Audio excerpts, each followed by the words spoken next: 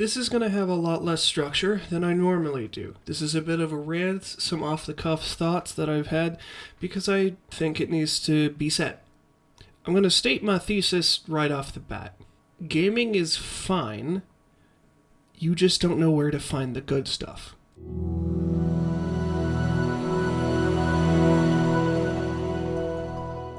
Gaming as an art form is only dying because the people who used to make stuff we enjoyed are now making slop that we don't like. And so our trust in the industry is kind of down the toilet because we don't believe that the people we used to come for good times can provide those good times anymore. And a lusting for money is destroying everything because if it doesn't make profit, it doesn't get made. At least by AAA studios. Or quadruple A if you're a big fan of disappointing the Singaporean government. Your ship gets tired! It seems like a crazy idea, right? Like of course gaming isn't gonna go anywhere. It makes way too much money and it's too ingrained in people's lives for it to necessarily go anywhere.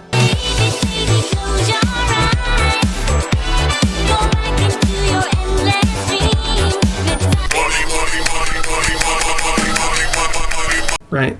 So, maybe I'm the crazy one for thinking this is something that needs to be said in the first place.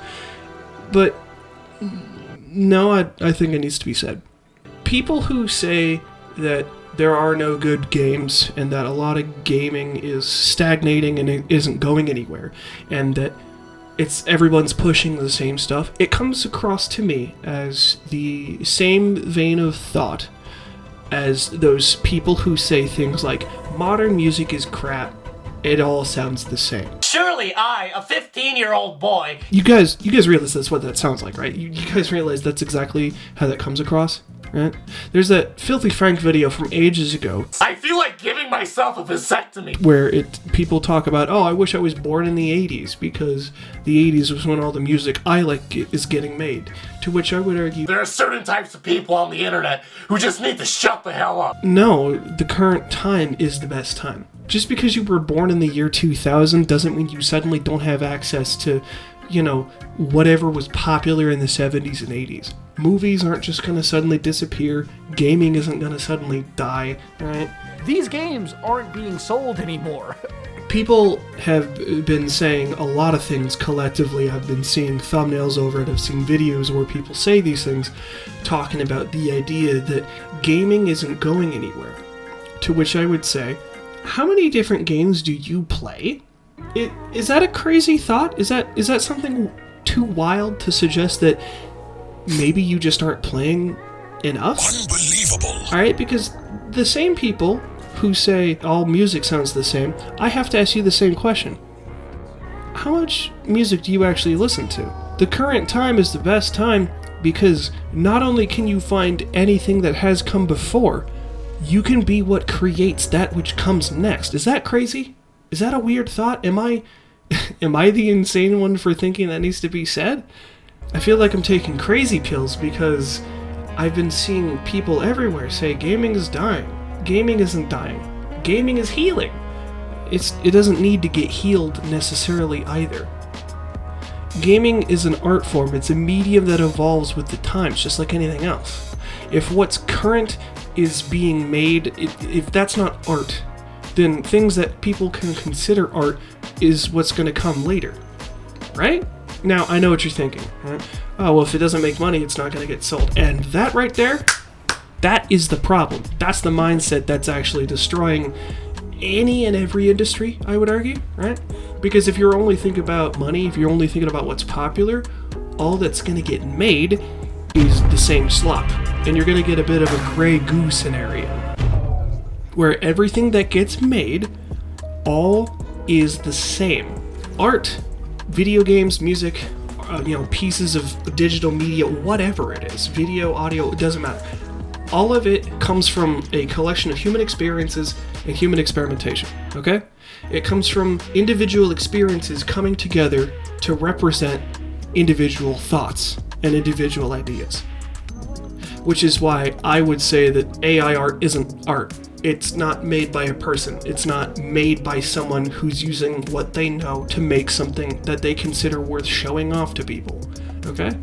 So when you have a collection of people with large amounts of money throwing around math equations on pieces of paper to everybody in their industry and saying, if you do this math, you will get this money, those are the people that are actually the problem. Okay? Do exactly as I do. Gaming stagnating, as people like to say, is something that only comes from people who don't understand just how vast the stuff we actually have access to really and truly is. And if you're one of those people that thinks we need to change things, you are correct. Technically. The best kind of... Because you are among the people who may possibly make something interesting. Art created under duress and stress doesn't really engender creativity, alright? It doesn't push anything. It doesn't push the artist, and it doesn't push a trend. It's just gonna end up being slop.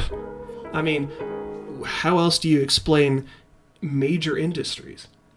To a degree, I think part of the problem with everybody looking at art the way they do is they look to commodify it by selling themselves, by being willing to become the product.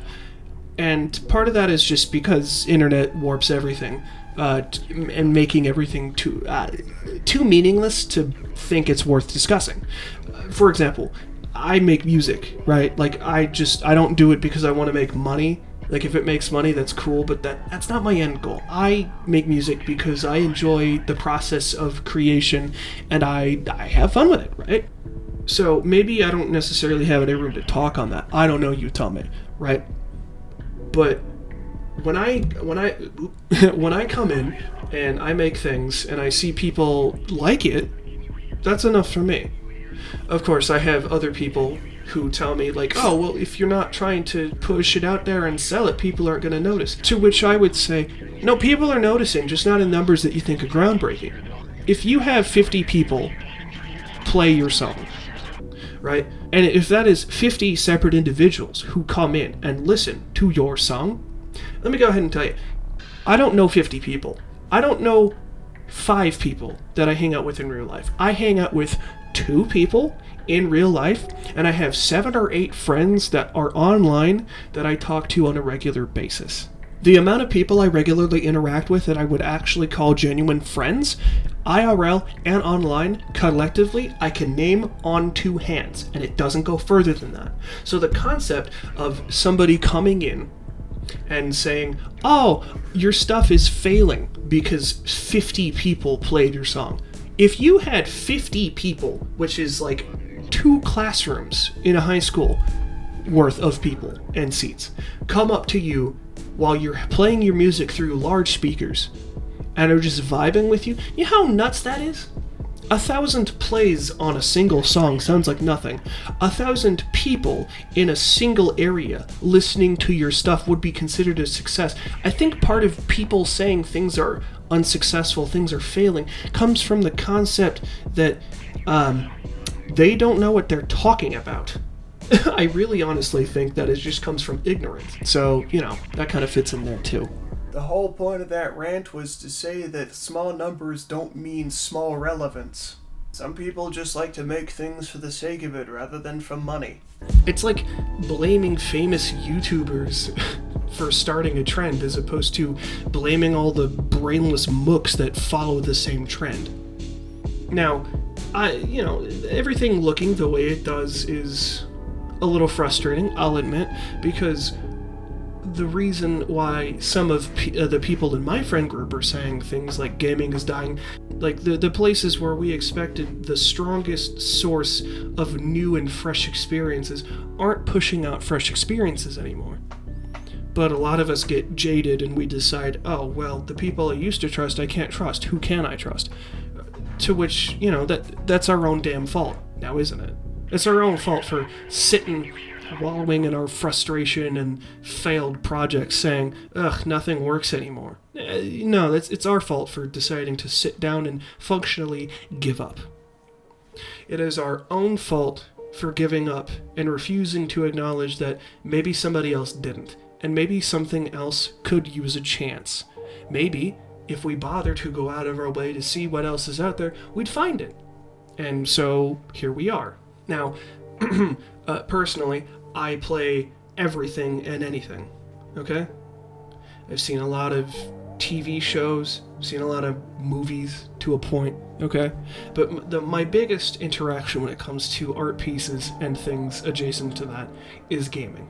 And, you know, the things that were huge when I was a child are no longer huge. They are no longer game-changing. They are the game. They're the face of everything that comes after it because it's successful. And you know what? Maybe I have no room to talk, right? Because my channel's microscopic, so I can afford to not necessarily follow trends because no one expects me to. And I don't plan on changing that anytime soon. I do what I want, right? But it's just people chase that bag. And that's why a lot of things look the same. How else do you explain the massive surge of monetization in just about everything? It's because the companies know people will buy it, right? Why else have you seen the surge of not just live service stuff, but like gachas? Is because people will buy it. Everybody likes to say, oh, vote with your wallet, because, you know, money talks. But okay, we are kind of the vocal minority in this, because why else would we have EA, a game company who continuously gets awards over and over, year after year, awards for basically being a colossal failure as a company and as an innovator? Why are they still making billions from all their sports games? Sports games that have been more and more hysterically broken? WWE, FIFA, the MLB The Show, NBA 2K, whatever. Insert all those. Need for Speed, a franchise I've actually enjoyed since I was a kid. They've all gone down the toilet.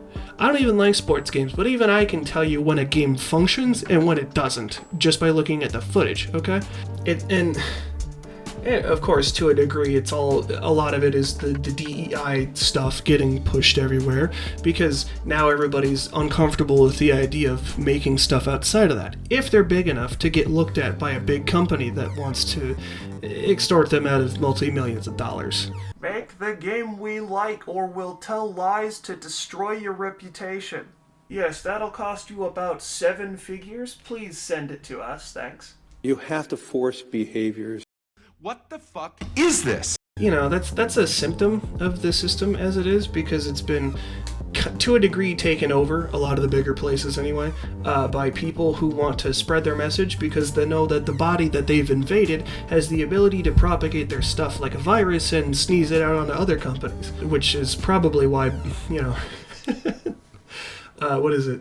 The Wukong Souls-like that's coming out soon has gotten as much notoriety as it has. Now, granted, with that part in specifically, I feel that there's going to be a good chunk of people who will see that rejecting DEI stuff is a good way to get yourself in the public eye, and will disingenuously come in and say, look, we rejected them too, as a publicity stunt to make their game stand out more. Mostly because people submitting to Sweet Baby and adjacent, you know, Bridge, all that stuff, they come under fire if they don't submit, and they get hit pieces put out if they don't. So, you know, conform, even if it destroys your company, because, you know, your company might get destroyed, but which is worse, your company getting destroyed because you don't make money, or you being unhireable because you've been slandered by people who don't like the fact that you told them no? And why do these systems exist? Why are these people running around trying to take over it? Money. It's money. The answer is money. I don't know what you expected. The phrase late stage capitalism gets thrown around a lot, and I'm not going to claim to understand that. Not in any depth to impress an economist. But when everything is based around the idea that you need it to make money, you don't make things that are special, you make things that are monetizable. You make slop that's indistinguishable from the thing next to it, because the thing next to it made money, and the artist can't survive on air. He needs to make bread, or he dies. Although part of that is actually due to the whole idea of, the starving artist being embarrassing. Like, people making art for the sake of art is something to be rejected, because if you're poor, you clearly are stupid and did something wrong, as opposed to you decided to take a stance against the system, and then the system decided, well, guess your food now, and then ate you. Which sucks. Nothing about this promotes the idea that you should experiment, which is all the more why people take notice when you have things like indie studios coming in and being like, hey, look at this thing, look at this really weird idea that no one else is doing because no one else thought this would make money. I mean, that's why Koji Igarashi ended up making his own studio, because the AAA studio he was under, Konami, was like, this won't make money. That's why we didn't get a Castlevania game for like 12 years. And Koji himself was like, but people want this. It's because the people above him thought nobody was gonna buy it. No one was gonna put the money in to make it work. And we all laugh because Bloodstained Ritual of the Night and Bloodstained Curse of the Moon 1 and 2 were, as far as I could tell, monetary successes.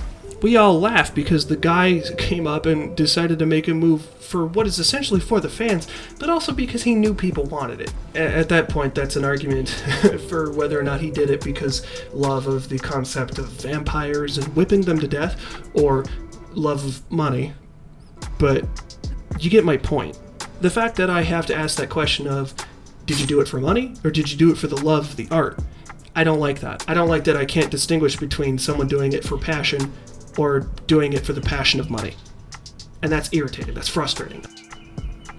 The fact that we're sitting here, being able to do this and ask these questions and not have a clear answer is something I don't like. I believe exclusively in black and white. I think things are only in shades of gray until we can identify whether they are good or bad. And as it stands, the state of art and creative ventures in general, I would say, are kind of in a gray state. I don't know if they're sitting in the black because they're destroying it themselves and people, or if they're sitting in the white and they're ultimately a cultural good. That's kind of something for the passage of time to determine, but whatever. This was a rant.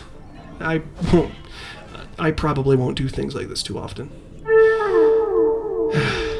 See you later, nerds.